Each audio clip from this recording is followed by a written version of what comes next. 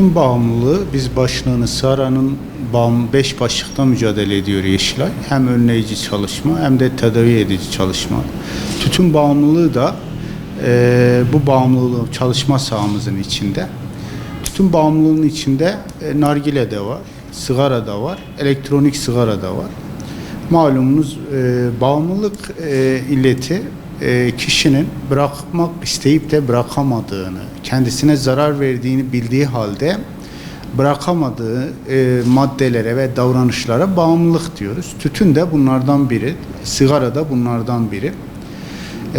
Türkiye'de 8 milyar paket sigara tüketiliyor bir yılda.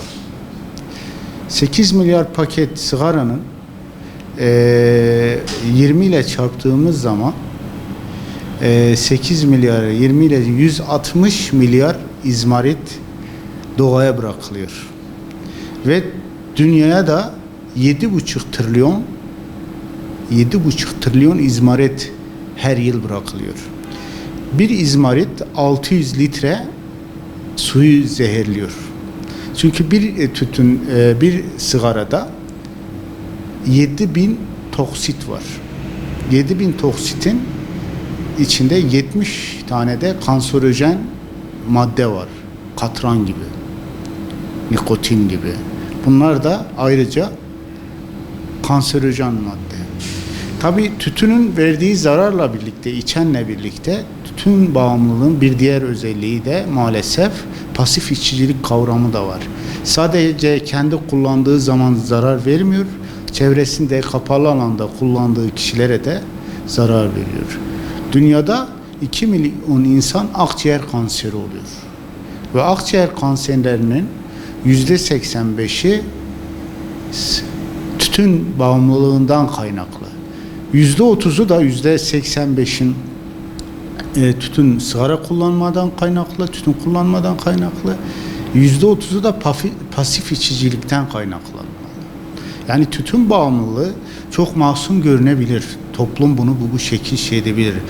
16 yaşına kadar inmiş Türkiye'de. Maalesef Türkiye'de 15 milyar dolar gibi bir tütün alışverişi oluyor Türkiye'de.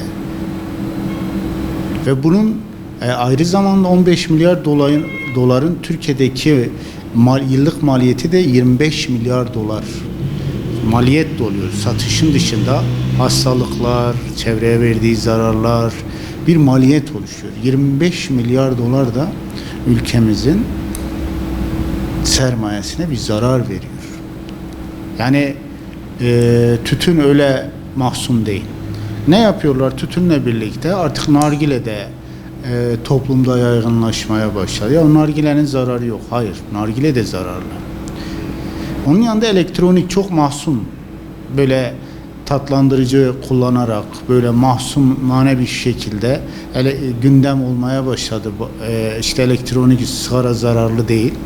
Elektronik sigara diğer sigaradan daha zararlı.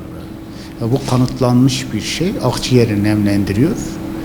Gençler özellikle tatlandırıcılar atıyor. Tatlandırıcılar açarak işte dumansız bir ortam oluşturuyor ama vücuda büyük bir zarar veriyor. İşte gençlerimizin dikkat etmesi lazım. Gençlerimizin genellikle bağımlılık çevresel faktörler önceliklidir. Arkadaş ilişkilerinde çok önceliklidir. Arkadaş ilişkilerinde kişi ya sen hadi bir sigarayla bir şey olmaz. Hadi benim hatırım için hiç erkek değil mi sen korkuyor musun? Ya böyle yapma sen iyisin. Ya bu ne olacak bir defayla bir şey olmaz denilen cümleler bir tuzak cümlesi ve kişiyi bağımlılığa iten en önemli faktörlerden biri. İşte gençlerimiz, yetişkinlerimiz, insanımız bu tür zararlı alışkanlıkları kim kendilerine teklif ediyorsa net bir şekilde hayır demeleri lazım. Net bir şekilde. Hiç bunu kaldırıp indirmeden, sorgulamadan, o kişinin ısrarına boyun eğmeden kesinlikle hayır demeliler. Çünkü tütünün toplum üzerinde zararları çok, ekonomi üzerinde zararları çok. Akciğer kanserleri, kalp damar tıkanıklıkları, astım gibi bu tür rahatsızlıkları maalesef tetikleyen en önemli maddelerden. 7.000 tane toksit madde var diyoruz. Girdiği bir izmarit, girdiği bir 600 litrelik suyu bozabiliyor. Böyle bir zararlı bir şey insanın kendi içine çekmesi ve onu sonradan maalesef havaya üflemesi, çevresine de zarar vermesi. Ondan sonra bu orman yangınlarının sebepleri bunlardan oluyor. İzmaritlerden oluyor. Değil mi yani? Yani doğaya verdiği zararlar, doğayla birlikte insana verdiği zararlar, her şeyden önce Allah'ın emaneti olan insanın vücuduna verdiği zararlar akademisyenler tarafından, bilim insanları tarafından tespit edilmiştir. Biz de Yeşilay olarak YEDAM'ımız, Yeşilay Danışmanlık Merkezimizle birlikte 115 denen 1-1-5 dahiliyatımız olan, bırakmak isteyen, bu illetten uzaklaşmak isteyen kişilere kapımız açık, telefonumuz açık, klinik psikologlarımız destek oluyor. Ücretsizdir, gizlilik esaslı çalışıyoruz. Ve bize başvuran 6 kişiden 5 kişi sigarayı da bırakmış. Böyle bir başarı öyküsü de var. Tamamen gizlilik esaslı, tamamen ücretsiz, tamamen profesyonel bir bakış açısıyla olaya bakıyoruz. Urfa'mızda da YEDAM'ımız var. Burada da 3 klinik psikologumuz, sosyal hizmet uzmanlarımız var. Bunlar insanımız için, insanlık için mücadele veriyor. Biz de önleyici çalışmalarda çocuklarımızın bu zararlı alışkanlıklarına bulaşmamaları için okullarda, Kur'an kurslarında, gençlik merkezlerinde halk buluşmaları yaparak bilgilendirici, bilinçlendirici seminerler veriyoruz, etkinlikler yapıyoruz. Yani bağımlılığın her türlüsü risk. Yani işte ne olacak bir sigaradır deyip aslında tütün bağımlılığı diğer bağımlılığın birinci basamağıdır. Genelde madde bağımlılarının %99'u tütün kullanarak bu işe başlıyor. Önce tütün kullanıyor, zaman içinde haz almıyor artık, farklı hazlar peşine düşüyor ve bu ikinci aşamayı beraberinde getiriyor ve alkolü getirebiliyor.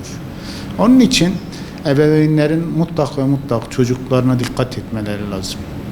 Kimle gezdiğini, nasıl zaman geçirdiğini, ara ara ellerini, elbiselerini koklamalarını, çantalarında neler var neler yok, böyle gururlarını incitmeden dolaylı bir şekilde bilmeliler. Son zamanlarda bu elektronik sigara yaygınlaşmış. Onlara dikkat etmeliler. Yani bu gençler bizim. Gençlik demek hazine demek. Bir ülkenin geleceği gençliktir. Çocuklardır. Çocuğun olduğu yerde gelecek vardır. Gencin olduğu yerde gelecek vardır. Bu anlayış ile biz de Yeşilay olarak sahada olmaya çalışıyoruz. Biz de gücümüzün yettiği kadar her yerde, insan olduğu her yerde bağımlılıkla ilgili mücadelemizi gerçekleştireceğiz, edeceğiz. Çünkü bir sektör bağımlılık. Bu sektör cesaretli bir sektör. İyilerin de daha çok cesaretli olması lazım. Gençliğe hepimizin sahip çıkmasını istiyoruz. Temennimiz bu.